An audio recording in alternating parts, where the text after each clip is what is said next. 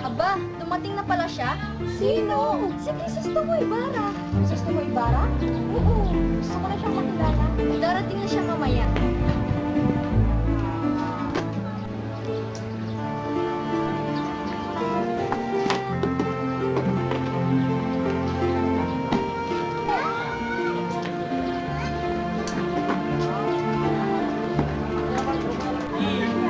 Hindi ko alam. Ganyan talaga yung parang yan.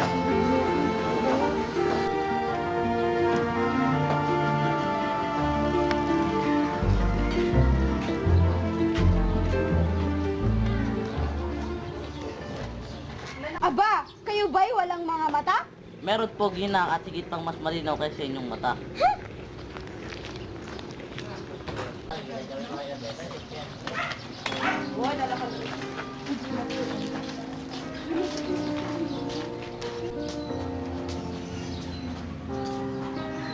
Siya si Crisostomo Ibarra. Siya ba? Oo. Don Santiago! Huli po kayo! Saluhan niyo po kami. Huwag po kayong tumindi. Ang handang ito ay pasasalamat sa Birhen dahilan sa inyong pagbalik. Ilang taon na po ba kayong nawala dito sa Pilipinas? Mahigit 8 taon na maaring malimutan ako ng aking bayan.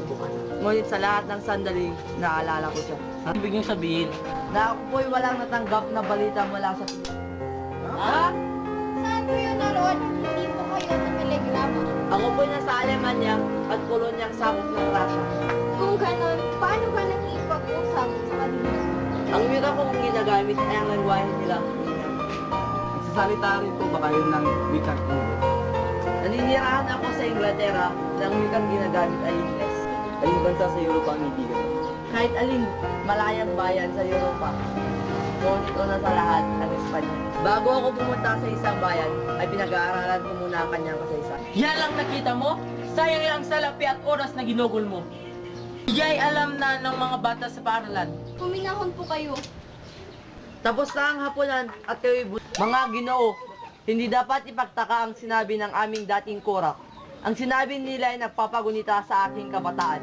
Salamat at binubuhay nila ang nakaraang panahong ipinagsalo nila ng aking ama sa aming maralitang hapag. Mga ginang at Ginoo, ipagpatawad yung ating pag-alis. Ako'y lalakad bukas at maraming gawaing tapusin.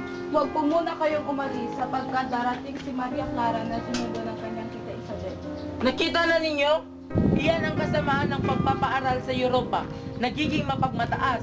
Kailangang ipagbawal ng pamahalaan ang gayon. Paumanhin po, pero kailangan ko ito talagang umalis.